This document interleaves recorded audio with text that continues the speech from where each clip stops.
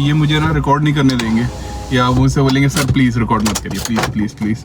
लेकिन अगर ऐसा कोई कैमरा हो जो उनको पता ही ना चले कि रिकॉर्डिंग हो रही है और उनकी नज़र ही ना पड़े तो।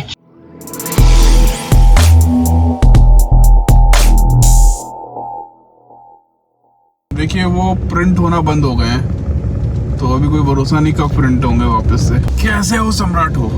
आप देख रहे हो तथागत लाइव, और मैं लाइव नहीं हूँ, मैं ब्लॉगिंग पर रिकॉर्ड कर रहा हूँ, लाइव नहीं है। लेकिन ये आज का मौसम ठीक ठाक है, ज़्यादा गर्मी नहीं है ना ज़्यादा ठंड है। लेकिन आपको पता है मैं सुबह 2 बजे से जाग रहा हूँ। 5 बजे उठकर मैंने ना अपनी गाड़ी से अपना क्रेडिट कार्ड निकाला और उससे कुछ शॉपिंग करी, और वो शॉपिंग करने के लिए मैं रात भर जागता रहा, क्योंकि मुझे बाहर मेरा क्रेडिट कार्ड जो है मेरी गाड़ी में छूट गया था।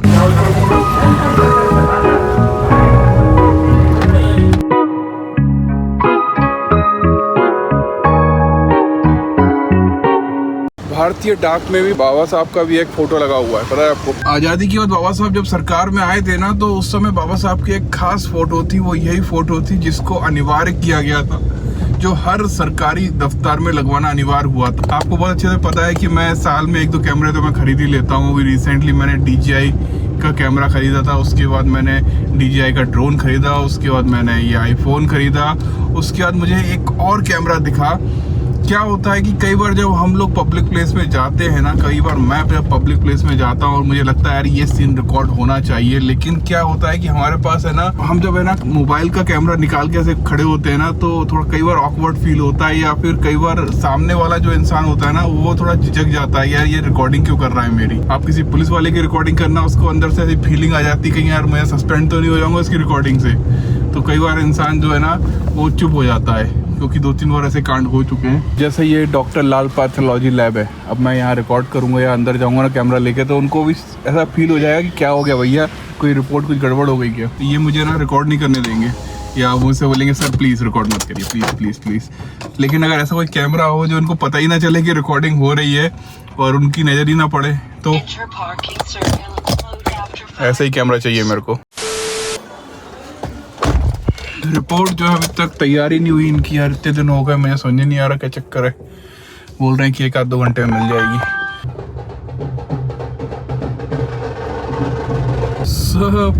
पूरा मतलब जितनी भी देखो गाड़ियां हैं, 3, 4, 5, 6, 7, 8 आम आदमी पार्टी के लिए चल रही हैं। 8 एक आगे भी चल रही है, 9। एक्चुअली आज आखिरी दिन है पार्षद पद का जो चुनाव हो रहा है उसका प्रचार के लिए, और इस वजह से ना ये सब रैलियां निकल रही। कल भी निकल रही थी, कल तो बारिश में लोग घूमते गीले होते हुए घूम रहे थे और कोई फर्क ही नहीं पड़ रहा था उनको। और पता है अभी एक कमेंट आया, मैंने वो पढ़ा जस्ट अभी, सोशल मीडिया से पता चला कि आकाश आनंद ग्वालियर आए हुए थे, आप क्यों नहीं मिले। कैसा रहा संडे? संडे तो ठीक था, लेकिन आज ऑफिस में बाढ़ आ गई थी मोटर की। मैं आया, मैं सोच रहा था कहाँ से स्टार्ट करूँ, पहली बार अपने आप को अकेला फील कर रहा था। डूब डाब तो नहीं गए? आपको पता है कल आकाश आनंद आए थे ग्वालियर में? अरे हाँ, मुझे उसमें देखा, मैंने फेसबुक फोटो वगैरह देखी तब रात को पता चला होगा ना। हाँ 12-1 बजे के करीब। बिल्कुल पता ही नहीं पड़ा किसी को नहीं पता चला। हाँ लगा ही नहीं कि आने की खबर कुछ या कुछ पता होता तो जाते मिलने, कम से कम दूर से ही देख लेते। ग्राउंड तो मुझे वही लग रहा था चंद्रशेखर भाई वाला, फुलबाग कोई जगह नहीं, बड़ी सी जगह, वहीं पे BSP वाले हमेशा वहीं प्रोग्राम करते हैं। लेकिन ये बात गारंटी, अगर मुझे पता होता ना मैं पक्का जाता। और पता है वहाँ पे कौन था उस फोटोग्राफ में जो हर जगह पाया जाता है? एडवोकेट रतन बौद्ध। वो बिल्कुल आकाश आनंद के बगल में फोटो खिंचा रहे हैं, और आकाश आनंद ने ट्वीट किया है वो वाले फोटो। हेलो, हाँ बोलो ना भाई। कहाँ से बोल रहे हैं आप? मैं मुंबई से। ये आपने नया नंबर लिया है क्या? किसका नंबर? नहीं, मेरा पुराना नंबर है भाई। तो नहीं, आप रमेश सेठी को जानते हैं क्या, जो फिल्म बना रहे हैं? मैं दरअसल क्या था ना, पहले मैं उनके लिए काम करता था। अच्छा, ओके 1 साल हो गया। ओके। एक्चुअली कल से है ना मुझे बहुत सारे लोग कॉल कर रहे हैं और मैसेज कर रहे थे। जो मैंने एक सवाल जवाब वाला सेशन भी स्टार्ट किया था, और वहाँ पर वो मुझसे पूछ रहे थे कि रमेश सर से पूछो कि पिक्चर का क्या हुआ है। और मैं उनकी, मेरे पास जितने भी नंबर थे ना, मैंने सब पर कॉल लगा लिया, कोई भी फ़ोन लग नहीं रहा है। और जो 2 नंबर लगे उन दोनों नंबरों पे उन्होंने बोला कि रॉन्ग नंबर।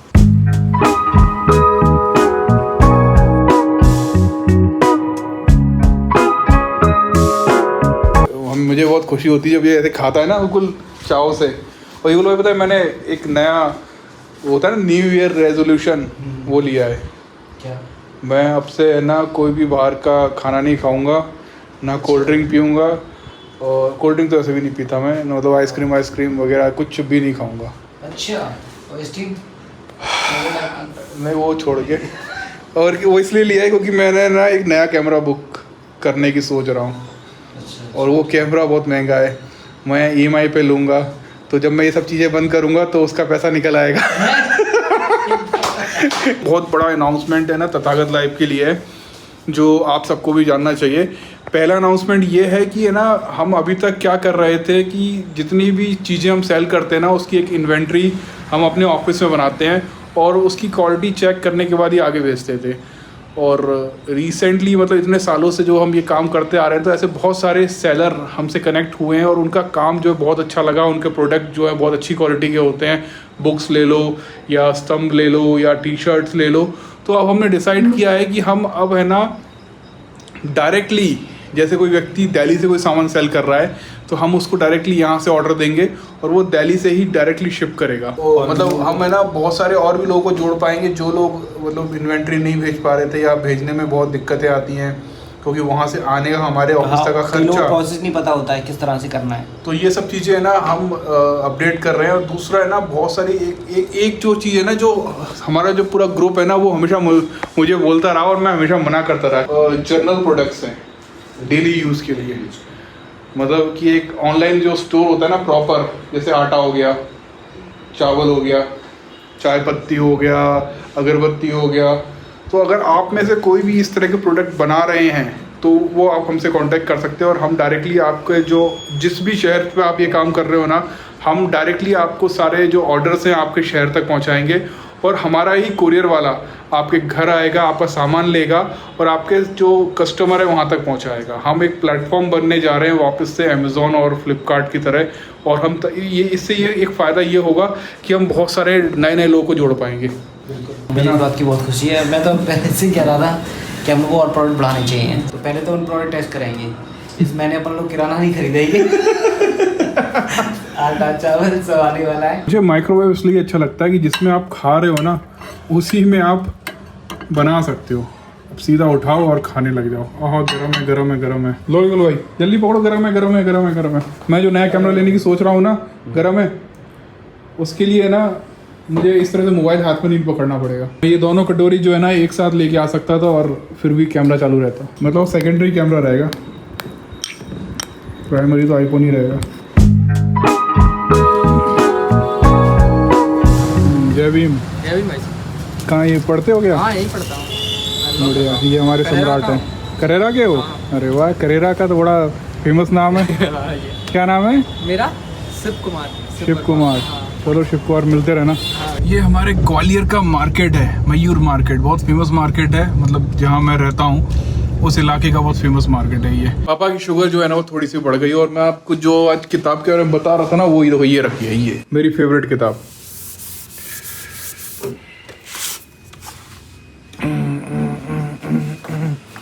फेवरेट और ये किताब अब मिलती नहीं है, ये बहुत लिमिटेड प्रिंट हुई थी और उसके बाद ये दोबारा प्रिंट नहीं हुई कभी। किताब में ना जब भी खोलता हूँ ना कुछ नया जानने को मिलता है। लेकिन एक जो बात मैं आपको बता रहा था सुबह, जो मैंने खुद पढ़ा था, यहाँ पे लिखा हुआ है डॉक्टर अंबेडकर की विदुषी पत्नी डॉक्टर सविता उर्फ माई अंबेडकर से मेरा परिचय सिद्धार्थ कॉलेज में पढ़ने के दौरान हुआ था।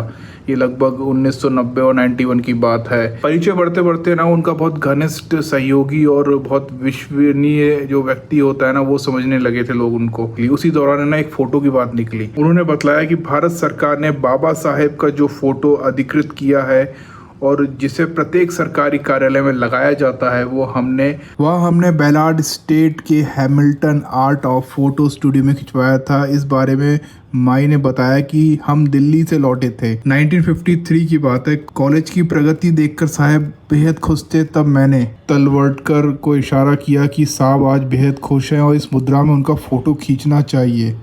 और इस तरह हम साहब को सीधे बेलार्ड स्टेट के स्थित हैमिल्टन स्टूडियो ले गए। भले ही वो स्टूडियो पारसी का था पर उसमें मेसी नाम का एक गोवन क्रिश्चियन आर्टिस्ट और फोटोग्राफर था। उस दिन साहब ने हाफ शर्ट पहना था और चश्मा भूल गए थे, इसलिए उन्होंने फोटो निकालते समय मेसी का कोट और चश्मा पहना। यह सुनने के बाद मैं उसके स्टूडियो चक्कर काटने लगा। आखिरकार जो इस बुक के राइटर है ना, वो बिल्कुल पागल थे। बाबा साहब के पुराने फोटो पाने के लिए वो कुछ भी जा कर सकते थे। तो यहाँ पर वो बोल रहे हैं कि वो स्टूडियो पहुंचे और जो उसका जो मालिक था ना, वो पारसी मालिक था और उसको काफ़ी ज़्यादा उन्होंने टॉर्चर कर दिया। और वो मालिक जो था ना, उसने सर पकड़ लिया और उसके बाद उसने अपने नौकर को बोला कि जाके पुराने स्टोर रूम में जाओ और जाके देखो, शायद अगर वो फ़ोटो अभी भी वहाँ पर हैं क्या। और चमत्कार हो गया। राइटर ऐसे बोल रहे हैं कि उनको ऐसा लग रहा था कि उन्हें अली बाबा की गुफा मिल गई, वो गुफा जिसमें खजाना था और उनको अपना वो जिन वाला चिराग ढूंढना था। वो बोल रहे हैं उन्होंने एक एक डिब्बा खंगाला और ढूंढते ढूंढते आखिरकार वो उस पैकेट तक पहुंच गए जिस पर लिखा था doctor B.R. Ambedkar 26 Alipur road new Delhi, order date 25/5/1953, 6 पोजेस लिखा हुआ मिला। और पैकेट के 4 नेगेटिव थी, उनमें से सरकारी फ़ोटो की कॉपी की हुई 2 नेगेटिव थी और उसी दिन अलग पोज में खींचाई गई फ़ोटो की 2 अलग नेगेटिव थी, लेकिन उनकी हालत अत्यंत ख़राब थी। वो दोनों नेगेटिव उन्होंने मुझे सौंप दी। हैमिल्टन स्टूडियो के रेफरेंस सेक्शन में, जहाँ स्टोर रूम में वो घुसे थे, अली बाबा की गुफा बता रहे थे, वहाँ पर अपनी खोज शुरू की। और यहाँ पर ये लिखा हुआ है कि उनको है ना एक और फोटो मिली बाबा साहब की, जिसमें बाबा साहब खिलखिलाकर हंस रहे थे। खिलखिलाकर हंसते हुए बाबा साहब की फ़ोटो दुर्लभ है। इस तरह की फ़ोटो को ढूंढने में मुझे अवर्णनीय आनंद मिला। मैं समझ सकता हूँ कितनी ज़्यादा खुशी होगी जब भी मैं ऐसे स्पॉट्स पे जाता हूँ ना, जहाँ बाबा साहब पहली बार स्कूल गए थे या बाबा साहब सतारा में किस घर में रहते थे या फिर उस चौल में जहाँ पर बाबा साहब मुंबई में रहे थे। वो जब मैं वहाँ पहुँचता था ना कि एक अंदर से खुशी निकलती थी यार, एक अलग ही मज़ा आता था वहाँ जाकर। तो मैं समझ सकता हूँ कि इनको कितना ज़्यादा खुशी मिल रही होगी उस ओरिजिनल फ़ोटो में हाथ लगने पर। राइटर जो है ना, वो इसी फ़ोटो की बात कर रहा होगा जिसमें बाबा साहब खिलखिलाकर हंस रहे हैं। किताब जो है ना, ये बहुत अनोखी है। मतलब मैं जब भी इसमें से कुछ भी ढूंढता हूँ ना, तो कुछ ना कुछ नया मिलता है। हो सकता है वो फोटोग्राफ इसी के अंदर हो, अभी मुझे दिख नहीं रहा हूँ, लेकिन जैसे ही मुझे दिखेंगे मैं आपको रोल दिखाऊंगा। पता है कौन सा कैमरा लिया मैंने?